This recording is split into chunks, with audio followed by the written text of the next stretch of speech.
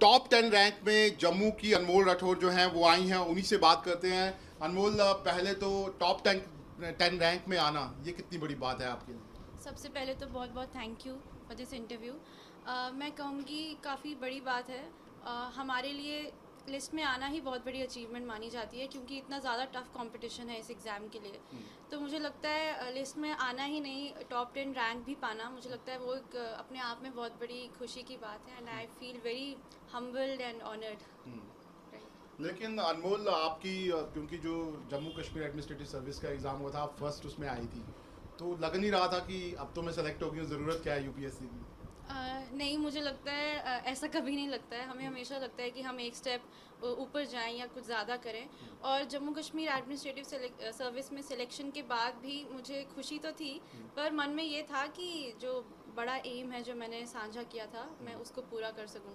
तो इसीलिए मैंने कोशिश की कि मैं सर्विस के साथ ही इसकी भी प्रिपरेशन करते रहूं। तो अब जब आप तैयारी कर रही थी और सारी चीज़ें हो रही थी, क्या लग रहा था कि मतलब टेस्ट क्वालिफाई करना है, ये रैंक आ जाएगा, लेकिन क्या ये लग रहा था कि मतलब टॉप 10 में ही आप आ जाएंगे?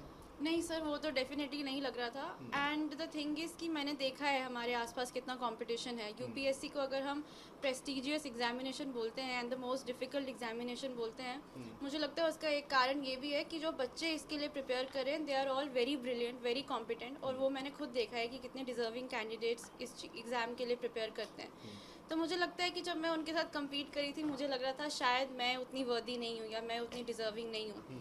बट फिर भी मेरा इसमें रैंक आया, तो वो मुझे ऐसा लग रहा है कि एक बहुत ही हम्बलिंग फीलिंग है कि भगवान ने ये मर्सी मुझे दी कि मुझ पे इतना अपना रखा आशीर्वाद कि मेरा क्वालिफाई हो गया। But at the same time मैं चाहूँगी कि जितने भी वो लोग जो इस एग्ज़ाम के लिए प्रिपेयर करते हैं और they are deserving, I hope कि उनका भी क्लियर हो जाए। तो अगर मैं अनमोल की बात करूं, यूपीएससी का सफ़र, ये सफ़र कैसा रहा और कैसे आपने यहाँ तक पहुँची? सफ़र मुझे लगता है आप कुछ लोग देखेंगे तो वो कहेंगे बहुत शॉर्ट जर्नी थी, कुछ ऐसा भी कह सकते हैं कि बहुत लंबी जर्नी थी। मैंने 2021 में ग्रेजुएशन कंप्लीट की अपनी बीए एलएलबी ऑनर्स। एंड उसके बाद से मैंने इसकी प्रिपरेशन स्टार्ट की। ये मेरा थर्ड अटैम्प्ट था, विच मीन्स कि मैंने 2 बार फेलियर्स भी देखे हैं इस एग्ज़ाम में। और मुझे लगता है उन्हीं से मुझे वो मोटिवेशन मिली कि no, I have to restart my preparation and then again prepare for the exam. मुझे लगता है कोई वैसे बड़े चैलेंजेस तो नहीं रहे मेरी जर्नी में जैसे काफ़ी लोगों के होते हैं।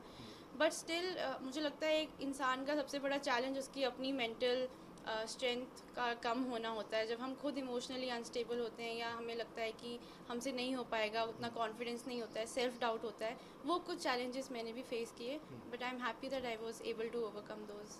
तो क्या लगता है, क्या अगर सभी लोग आपको सुन रहे हैं, वो सोच रहे होंगे कि जो एस्पिरेंट्स है कि हमें क्या करना चाहिए, तो क्या करना चाहिए एक एस्पिरेंट को ये रैंक हासिल करने के लिए और साथ ही साथ यूपीएससी क्वालिफाई करने के लिए? सब मुझे लगता है कि एक तो बेसिक रूल्स हैं जो हर टॉपर बताता है कि हमें अपने PYQs देखने हैं, सिलेबस को अच्छे से समझना है और रिवाइज़ करते रहना है, स्टैंडर्ड सोर्सेज को ही रेफ़र करना है, ज़्यादा मटेरियल यूज़ नहीं करना है फॉर आवर प्रिपरेशन। मुझे लगता है वही कुछ बेसिक रूल्स हैं जो सबको फॉलो करने चाहिए। Apart from that, given the fact कि अभी सोशल मीडिया एज है, डिजिटल मीडिया हर जगह इतना प्रेवलेंट है, एक एस्पिरेंट को सबसे ज़्यादा ध्यान ये रखना है कि वो डिस्ट्रैक्ट ना हो और सोशल मीडिया पे अपना ज़्यादा टाइम स्पेंड ना करें, क्योंकि सिर्फ आप इससे डिस्ट्रैक्ट नहीं होते हैं, आपकी मेंटल हेल्थ पे भी बहुत इफेक्ट पड़ता है। ऐसा कोई एस्पिरेंट होगा जिसने लाइफ में फेलियर्स देखे होंगे, और इस वक्त जबकि यूपीएससी का प्रीलिम्स बस 1 महीना दूर है, वो टॉपर स्टॉक्स देख रहा है, लोगों की सक्सेस देख रहा है।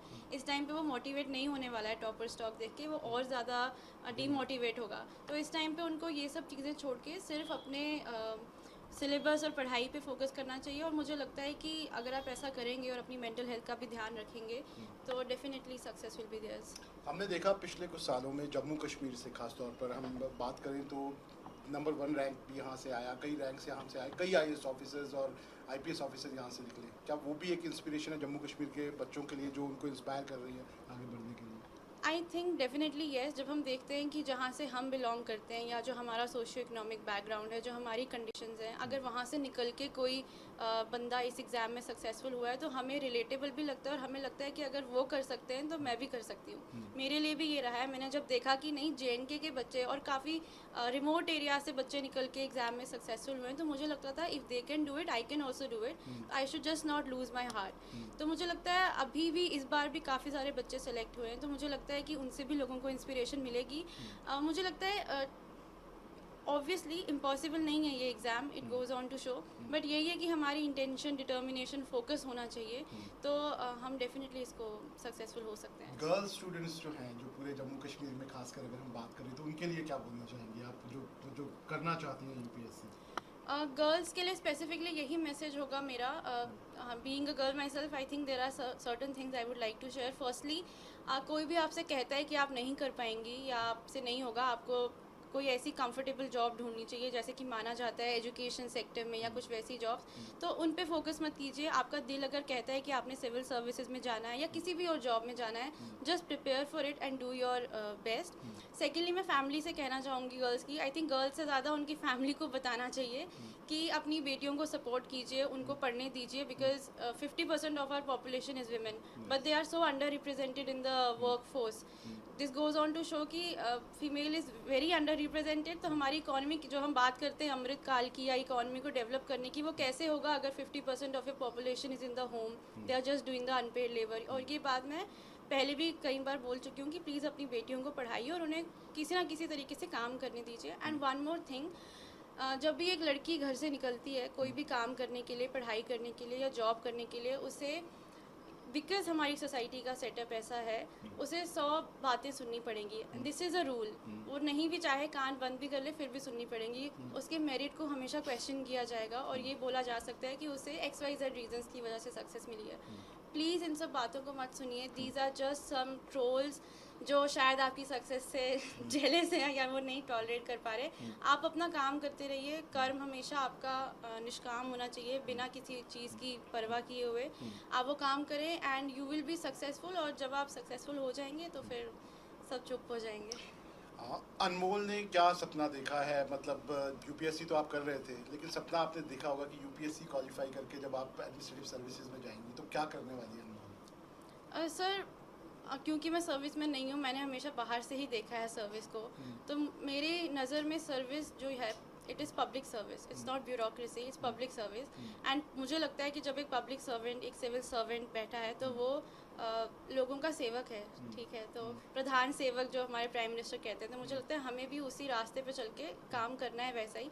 मैं चाहूँगी कि जब मैं कहीं जाऊँ, किसी जगह पे पोस्टेड हूँ, तो लोग ये ना कहें मेरी वहाँ से अगर ट्रांसफ़र हो जाए कि अच्छा हुआ ये गई, रादर देन वो ये कहें कि अच्छा हुआ ये आई थी और इसने हमारा कोई काम किया।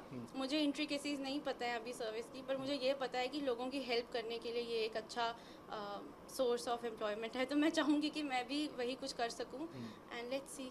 आखिरी सवाल, क्या लग रहा है, क्या आपके पास तो सारी चॉइसेस ही है, आईएएस भी कर सकती हैं, आईपीएस भी, कोई भी कर सकती है, क्या आपने रखा है इरादा? सर, मेरी फर्स्ट प्रेफरेंस एडमिनिस्ट्रेटिव सर्विस ही है और मैं उसी में जाना चाहूँगी एंड आई होप। तो आप देख सकते हैं, ये है अनमोल राठौर, ये जम्मू कश्मीर से बिलोंग करती हैं और 7th रैंक इन्होंने ऑल इंडिया लेवल पे यहाँ पर लिया है। और साफ तौर पर इनका कहना है कि यूपीएससी के लिए जो बेसिक्स हैं वो तो सबको फॉलो करने ही पड़ते हैं, लेकिन कड़ी मेहनत जो है वो इसमें बहुत ज़रूरी है। वीडियो जर्नलिस्ट इजाज़ अहमद के साथ शाहनवाज खान, न्यूज़ नेशन, जम्मू।